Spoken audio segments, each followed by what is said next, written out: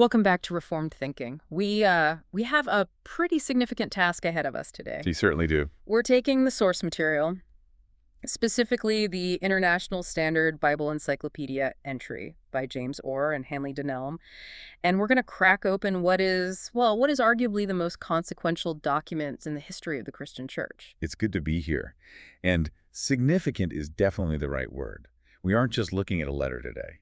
Some have called this the cathedral of the Christian faith. That's a great way to put it. And the source material, it describes the Epistle to the Romans as the greatest of the apostolic letters in every sense, scale, scope, and this incredible mix of, doctrinal precision and ethical wisdom. You're right. And for you listening, just to set the stage, we are approaching this from our shared perspective. We're standing on the shoulders of the Reformers, looking at this text through the lens of the Westminster Confession. We believe this is the inspired Word of God. The mission of this deep dive is to extract those nuggets of knowledge, the history, the arguments, the Greek terms that show why this book has shaped the hearts and minds of believers for, 2,000 years now. That's the goal. This isn't just an ancient artifact or, a museum piece. It's a treatise, a full-blown treatise. It deals with the pillars of our reality. The condition of man, the character of God, the work of Christ, the operation of the Spirit. Found duty in the world. Our duty in the world and the mystery of Israel. It's all there. Okay, so before we get into the heavy theology, and believe me, we will get there, we have to look at the history first. We need to establish the ground we're standing on. Is this thing real? Is it genuine? Yep. In the world of higher criticism, especially back in the 19th and 20th centuries, you always have someone popping up claiming a book is a forgery or a second century invention. So what's the verdict on Romans? The verdict is surprisingly unanimous. And that's rare in biblical scholarship, really rare. In a field that is so often full of skepticism and conflicting theories, there's almost no serious suspicion regarding the genuineness of Romans. None. Practically none. It is the gold standard of Pauline authorship. That is rare. Usually there's some fringe theory floating around about how a committee wrote it in Alexandria 100 years later or something. Oh, there are always fringe theories, but the evidence here is just overwhelming. I mean, you have witnesses from the very early church, Clement of Rome, Ignatius, Polycarp, Justin Martyr. These are the guys writing right after the Apostle. Exactly. Late 1st and early 2nd centuries, and they all quote it or allude to it. But here's the kicker. Even Marcion, the 2nd century heretic, is a key witness here. Now, Marcion is the one who hated the God of the Old Testament, right? He thought he was an evil demiurge or something. That's the one. He essentially took a pair of scissors to the Bible. He rejected the Old Testament entirely and only accepted Luke's Gospel and Paul's letters. And even then, he edited them to fit his Gnostic views. So what did he do with Romans? Even Marcion included Romans in his list. Yeah. He chopped it up, sure, but he couldn't deny it was Paul. That's very telling. When even the enemies of orthodoxy admit it's authentic, you know you're on solid ground. You really do. The source brings up an argument that I found, just fascinating. It's an internal argument, almost a psychological one. It talks about literary personation. Can you unpack that for us? This is a brilliant insight from Orr and Denelm. The argument addresses the idea of a literary forgery, where someone writes under a famous name, like Paul, to gain credibility. Right, like a fake. The source argues that this is actually a modern art form. It barely existed before the Renaissance and wasn't fully developed until the 19th century. But more to the point, just think about the mind required to write Romans. You're talking about the intellectual capacity needed to fake this? I mean, the logic is so dense. To forge Romans, you would need a mind capable of some of the most complex, close-knit logical thought in human history. But it's not just about intellect. It's about character. The source calls it spiritual elevation and noble morale. So the argument is that a man who could write with such intense sensitivity to truth, such hatred of hypocrisy, and such moral purity simply would not engage in a fabrication. Precisely. It is a moral impossibility. You can't fake the kind of heart that pulses through every single page of Romans. It's too genuine, too raw, and frankly, too intellectually superior to be a counterfeit. So a forger would trip up somewhere. A forger generally betrays himself. A slip in tone, a moment of shallowness, or a historical anachronism. Romans has none of that. It's a difference between a plastic flower and a living rose. You can spot the difference if you get close enough. That's a great analogy. Okay, so moving on from genuineness, we have to look at the text itself, the integrity of the letter. This is where we run into what scholars call the chapter 16 mystery. Ah, yes. This is classic puzzle in New Testament studies. If you open your Bible to Romans chapter 16, verses 1 through 15, you see this long, very detailed list of names. Greet Amplius, greet Urbanus, greet Tryphena and Tryphosa, and on and on. It reads like a phone book from the ancient world. It does. And the problem, or the perceived problem, is that when Paul wrote this letter, he had never been to Rome. Right, he was writing from Corinth, and he says in the letter he's planning to go to Rome. So the critics ask, how on earth did Paul know nearly 30 people by name in a city he had never once visited? It seems suspicious. It does, on the surface. And that led some critics, particularly from the Renan School, to suggest that maybe chapter 16 wasn't written to Rome at all. They theorize it was actually a short note or maybe a lost letter sent to Ephesus. And Ephesus makes sense geographically, right? Paul had lived there for 3 years. He taught there daily in the Hall of Tyrannus. It makes perfect sense that he would know 20-something people in Ephesus intimately. So the theory is that some scribe just, pasted this Ephesian note onto the end of Romans by mistake? That is the theory. But our source pushes back hard against that. And the defense is twofold: textual and historical. Okay, let's start with the textual. Textually, it's pretty much an open and shut case. We have something like 300 manuscripts of Romans. Not a single one of them, provided it isn't physically damaged at the end and omits these chapters or changes their order. That's a strong point. If this were a pasted-on letter, you would expect to see manuscripts where it's missing, or maybe placed at the beginning, or just floating around independently. Exactly. You'd expect some variation in the manuscript tradition, but there's none. The text is solid. So what about the historical defense? That seems like the harder case to make. The historical defense is even more fascinating because it explains how he knew these people. We have to understand the Roman Empire. We tend to think of ancient people as static, living and dying in one village. But that wasn't true at all. Not at all. The empire was incredibly mobile. There was a constant migration factor. People moving for trade, for military service, for government jobs because they were slaves. All roads led to Rome. It was the magnet of the world. And the source uses Aquila and Priscilla as the prime example of this. Right, we see them pop up all over the place in Acts. Let's trace their movements. They're Jews from Pontus. They moved to Rome. Then they're expelled from Rome by the Emperor Claudius. They move to Corinth, where they meet Paul. Then they move to Ephesus with Paul. By the time Romans is written, it's very likely they have moved back to Rome. They were globetrotters. They were. And if Aquila and Priscilla could move back and forth between Rome and the East, so could others. So these other names could be people he met elsewhere who then moved to the capital. That's the idea. And Bishop Lightfoot, the great scholar, he adds a fascinating layer of archaeological insight here. He studied inscriptions in Roman cemeteries, the columbaria, from the early imperial age. And guess what he found? Let me guess. The names from Romans 16? Yes. Names like Amplius, Urbanus, Tryphena, and Stachys. They appear in burial grounds associated with the household of Caesar. Okay, the household of Caesar. That sounds very elite, but what does it actually mean? Are we talking about Nero's cousins? No, not necessarily the emperor's blood relatives. It refers to the immense staff of servants, slaves, and freedmen who ran the imperial administration. These are the bureaucrats, the domestic staff, the financial officers, the functionaries. A huge organization. So the theory is that these people Paul greets were converts he met in the East, maybe in Philippi or Corinth or Ephesus, who were then transferred by the government to the capital. That is the most logical inference. It explains everything. It explains why Paul sends greetings to them. He led them to the Lord in the provinces. They got promoted or transferred to Rome to serve in Caesar's household, and now he is writing to them there. That turns a problem into a historical confirmation of how the early church spread. It does. It spread through the arteries of the empire. That's incredible. It really makes the text come alive. It's not just a theological textbook. It's a letter to real people working real jobs, probably high-stress jobs, in the capital city. Now, there are a couple of other minor textual notes the source mentions. The phrase, "at Rome," is missing in a few manuscripts. Right, in chapter 1, verses 7 and 15. The theory there is that some scribe might have deleted it to make the letter feel more universal, like a general circular.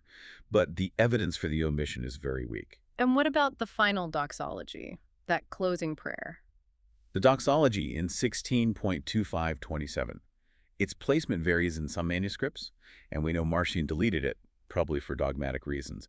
But the leading uncials, our best and oldest manuscripts, keep it right at the end where it belongs. So the integrity of the text is solid. Very solid. Speaking of history, let's anchor this in time. When was this letter written? We can fix the date with a high degree of certainty. It's likely around 58 AD, possibly as early as 56 AD. And how do we know that with such confidence? It's all about the context clues. In Romans 15, Paul mentions that he's finishing his work in the East. Critically, he's carrying a collection of money for the poor saints in Jerusalem. The Jerusalem collection. Right. And if you cross-reference that with Acts 20 and 2 Corinthians, the timeline locks in perfectly. He is in Corinth, about to head to Jerusalem with money, and he's already making plans to eventually go west to Rome and then on to Spain. Okay, and here is where it gets really interesting for me. The source asks us to do a little thought experiment to understand the freshness of this letter, because 58 AD sounds like ancient history to us. It feels like once upon a time. Exactly. But in 58 AD, how long had it been since the crucifixion? About 30 years, maybe slightly less. 30 years? I mean, that's nothing. Look, it's a single generation. The source asks us to think back 30 years from today. Think about the major events of the mid-1990s. I remember them clearly. I remember the music, the politics, the technology. I remember where I was when certain things happened. Of course. And are those events ancient legends to you? Are they mythology? No, not at all. The contemporaries of those events are still alive. People who were adults then are still adults now. That puts a completely different spin on the New Testament. It means that when Paul is writing about Jesus, he isn't writing about a mythical figure from the misty past. No. He is writing about someone whose friends, whose family, whose disciples were still walking around. Peter, John, they were still alive. Jesus was not a haloed figure of a distant, legendary age. He was a contemporary memory. That's the point. This implies that the Epistle to the Romans offers a solid historic basis for the faith. Paul couldn't just invent a theology about a man who never existed or whose life was totally different from the claims because thousands of witnesses were still alive to say, hey, wait a minute, that is not what happened. That gives me chills. It grounds the theology in real, verifiable history. It proves that the gospel was not a slow accretion of legend over centuries. No, it was there, fully formed within the lifetime of the eyewitnesses. And that historical grounding is so vital for the Reformed faith. We don't believe in a philosophy, we believe in a historical act of redemption. Exactly right. Okay, so we established he wrote it from Corinth, likely staying with Gaius, who was a Corinthian, and commending Phoebe from Synchary, which was the port of Corinth. Let's look at the destination. Rome. What did the church in Rome actually look like? This is another surprise for many people. We have no record of who founded the church in Rome. Which is a big deal. It's a huge deal. There is zero evidence that Peter founded it, despite the later traditions of the Roman Catholic Church. That's a point worth repeating. If Peter had been the bishop of Rome for 20 years at this point, as tradition claims, Paul certainly would have greeted him in that long list in chapter 16. It would be insulting not to. The silence is deafening. If Peter were there leading the church, Paul's omission of his name would be a massive breach of protocol. It's unthinkable. So what's the likely origin story? The likely origin is much more organic and much more humble. Remember the day of Pentecost in Acts chapter 2? Yes, where Peter preaches in Jerusalem and 3,000 people are saved. Well, the text says specifically there were visitors from Rome present in the crowd. It is highly probable that some of those Jewish pilgrims converted that day, went back home to Rome, and started meeting in their homes. It was a mission church, started by lay people. That fits with the whole household of Caesar idea, too. Just believers moving there for work and starting fellowships. It does. And it was spiritually advanced, but there's no mention of organization. No bishops or elders are named. What about the city itself? Rome in the 1st century, what was it like? A massive metropolis. Estimates put it at around 800,000 people. It was closely packed, noisy, and multicultural. The source calls it a motley host of races with a strong Oriental element. And the church reflected that. The church reflected that. It wasn't the elite. It was largely the lower middle class, immigrants, and slaves. Which brings up the language question. We're in Rome, the heart of the Latin West. Why is Paul writing this masterpiece in Greek? This puzzles people, but it really shouldn't. The church was composed of that immigrant class, and Greek was the lingua franca, the universal language of the Mediterranean. It was the language of commerce, of the slaves, and of the traders. So, even in Rome, if you were walking the streets of the poorer districts, the language you'd hear most often would be Greek. Constantly. In fact, for the first few centuries of the church, the bishops of Rome, the early popes, had Greek names, not Latin ones. That's a fascinating detail. It shows us that Christianity in Rome started at the bottom of the social ladder and worked its way up.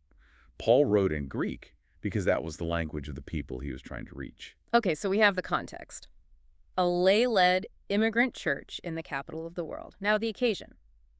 Why write this massive letter now? We know Phoebe was traveling there, so she could carry it, and it served as a letter of recommendation for her. But Paul had a bigger strategy, didn't he? He always did. Paul's a grand strategist. He felt a divine call. I must see Rome. He had finished his work in the Levant, Ephesus, Thessalonica, Corinth. He wanted to move his base of operations to the center of the world. A staging ground for a mission to Spain. Exactly.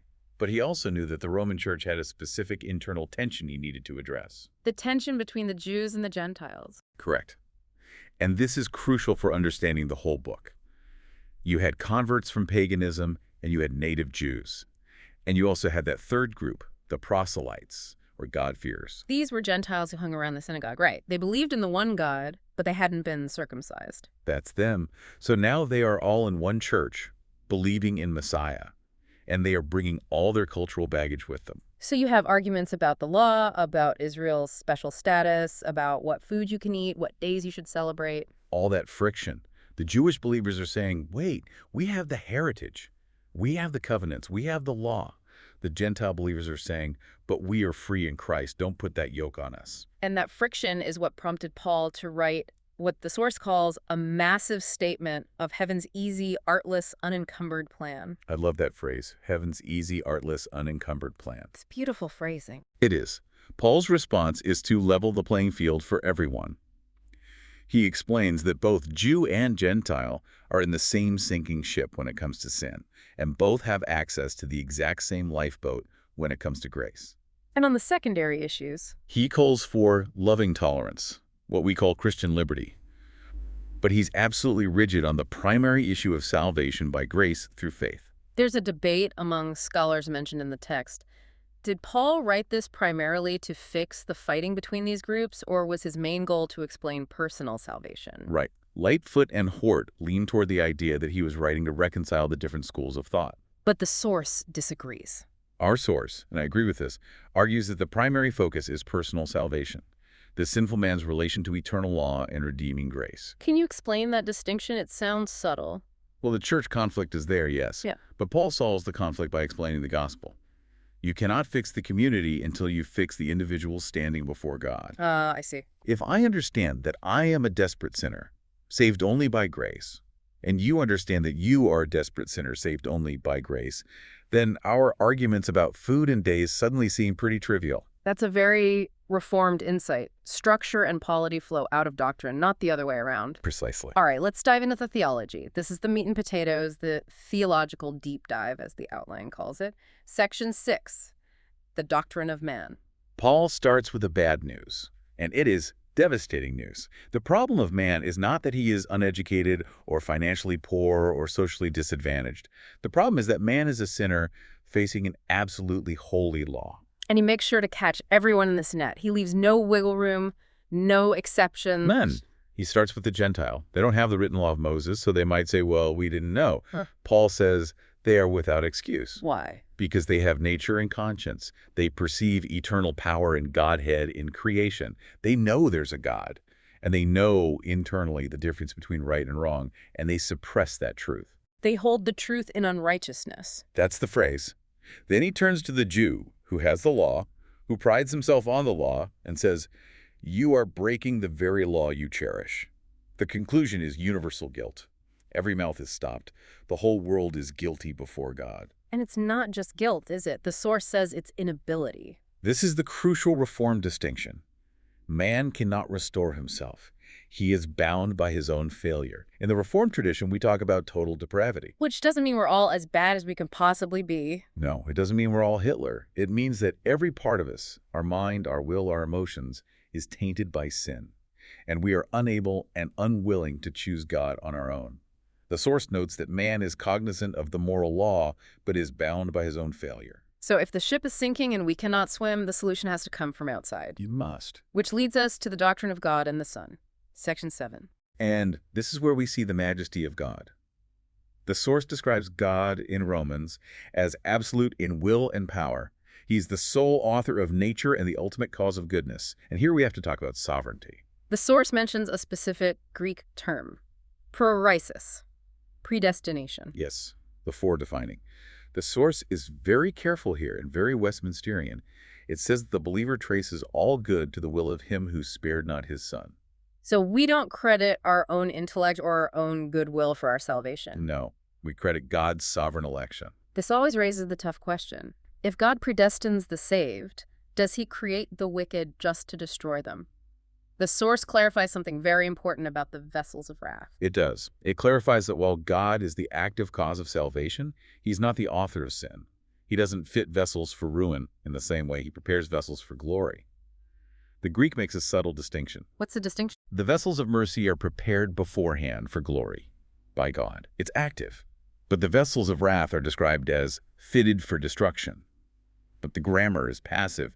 It doesn't explicitly say God did the fitting in the same active sense. So man fits himself for destruction through his own sin, and God, in his justice, endures them for a time and overrules their end for his glory. That is the idea. It's a mystery, for sure, but Paul holds both God's absolute sovereignty and man's responsibility in tension. He refuses to water down God's control, but he also refuses to make God the creator of evil. Let's talk about the mechanism of salvation, the Christology of Romans. The source points out a specific word that is absolutely pivotal, hilasterion. Oh, this is the center of the wheel. Huh. Romans 3.25, it's often translated as propitiation in the KJV and the ESV. Right. The source notes that it's actually an adjective. He is the propitiatory one. Okay, break that down for us. What does propitiation actually mean? It's not a word we use every day. No, it's not. It's a temple term. It refers to the mercy seat, the golden lid of the Ark of the Covenant. Once a year, on the Day of Atonement, the high priest would go into the Holy of Holies and sprinkle blood there to satisfy the holiness of God. It means the place where wrath is turned away. So it's not just forgiveness in the sense of a grandfather letting something go, saying, oh, don't worry about it. No, that is the liberal view of the atonement, that God just decides to be nice. The biblical view is that God is holy, his justice must be satisfied, his wrath against sin must be poured out. So justification isn't just a pardon. It is not a governor establishing a pardon. It is a legal declaration where the offender is welcomed into peace with eternal holiness because the penalty has been paid in full. The wrath of God, which is real and holy, was absorbed by the Son. He took the hit. He took the hit. He is the hilasterion. He is the place where God's perfect justice and God's perfect mercy meet. This leads to what the source calls the central doctrine. And it says that for Paul, the central doctrine is not even justification itself. It is union with Christ. This is a distinction that often gets missed, but it's huge. We often think of justification as a transaction. I give faith. God gives righteousness, like a commercial exchange. Like a courtroom declaration. Yes. But Paul views it as a union.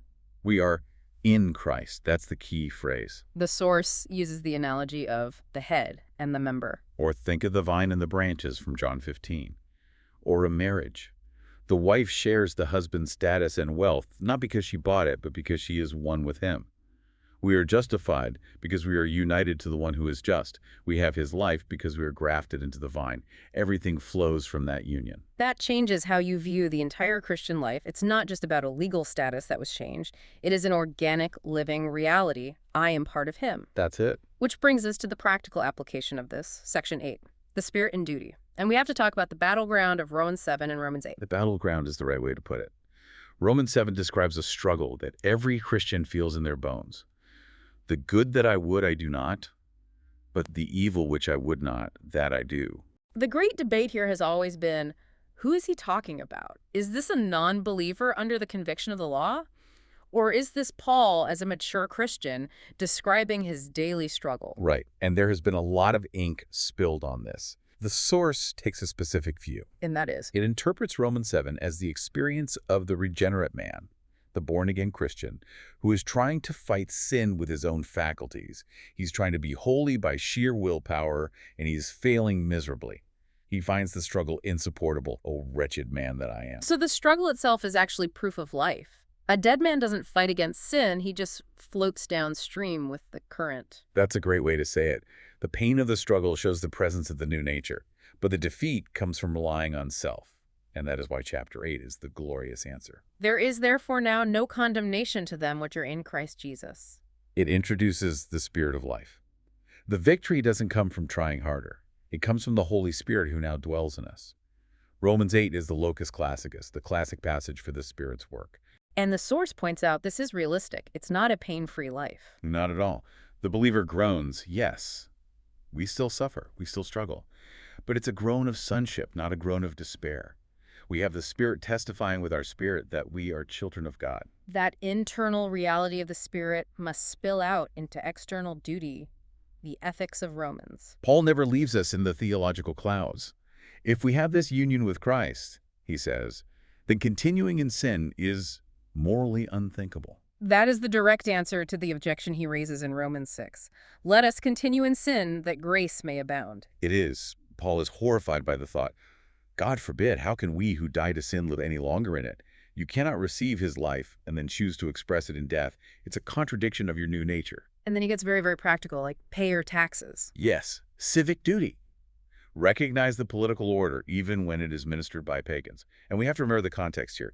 Who was the emperor when Paul wrote this? It was Nero. Nero. A man who would eventually use Christians as human torches to light his gardens. A monster. Yet Paul insists on loyalty to the state as a matter of conscience. Why? He argues that anarchy is worse than tyranny. The state is an institution of God to restrain evil, even when it's run by wicked men. That is a hard pill to swallow for many people today. Paul sees the government as God's deacon of justice. Then he moves to social duty, unselfish love. Owe no one anything except to love each other, and tolerance in religious observances. If your brother thinks eating meat is wrong because it might have been sacrificed to an idol, don't flaunt your liberty. Don't destroy your brother with your food. Love is the fulfilling of the law. We are coming down to the final section of the theology, the mystery of Israel. This is Romans 9, 10, and 11. And this seems to be a heavy, heavy load on Paul's heart. It is his greatest sorrow. He says he has great heaviness and unceasing anguish in his heart. He would be willing to be accursed, to be cut off from Christ for the sake of his kinsmen. Because his own people, the Jews, have rejected their Messiah. They had the law, the prophets, the promises, the covenants, the very lineage of Christ, and they missed him. But Paul speaks as a prophet here. He insists the promises of God are not canceled. God hasn't failed. He does. He develops the doctrine of the remnant. He says, look at Elijah's day. Elijah thought he was the only one left, and God said, I have reserved for myself 7,000 who didn't bow the knee to Baal. There is an Israel within Israel. God has always preserved a faithful remnant according to his election of grace. He goes further than just a remnant, though. He predicts a future national restoration. He does. He says, all Israel shall be saved. Now, interpreters differ on exactly what that means and when it happens, but the source emphasizes the cycle that Paul lays out. The cycle. Israel's rejection brought the gospel to the Gentiles. That's us. We were a wild olive branch grafted into the cultivated tree. But eventually, the blessing of the Gentiles will provoke Israel to jealousy, and that will lead them back to life. It's a magnificent panoramic view of history. It connects the individual soul to the eternal purposes of God for the nations. That's the scale of Romans. It zooms in to the microscopic level of the human heart and its sin, and then it zooms out to the telescopic view of God's plan for the ages. It's comprehensive. As we wrap up, the source lists some preeminent interpreters that we should look into. Who makes the list? From the Church Fathers, Chrysostom is praised for his sanctified common sense. He was a great preacher, very practical. Augustine, of course, for his grasp of grace and the will. But the source singles out one man as eminently the great commentator. Let me guess. John Calvin. John Calvin, our guy. The source notes that Calvin is almost modern in his method. He doesn't allegorize everything. He doesn't try to find hidden codes. He just asks, what does the text say? And he follows the logic wherever it leads. The grammatico-historical method. That's the Reformed method. I love the final thought from the source. It asks us to read the text not as a relic, but as a fresh letter. Yes, it combines a transcendent estimate of Jesus Christ with masterly argument. It's not just poetry or nice feelings. It is reasoned truth. When you read Romans, you are reading a letter from a contemporary of Christ, explaining the meaning of the universe. That's a perfect place to leave it. I really hope this deep dive has encouraged you, our listener, to open that book, maybe even read it in one sitting if you can. Feel the weight of the arguments, struggle with the difficult parts. It's the solid historic basis for our faith. If you understand Romans, you understand Christianity. Thank you for listening to Reformed Thinking. Keep thinking, keep reading, and we will see you next time.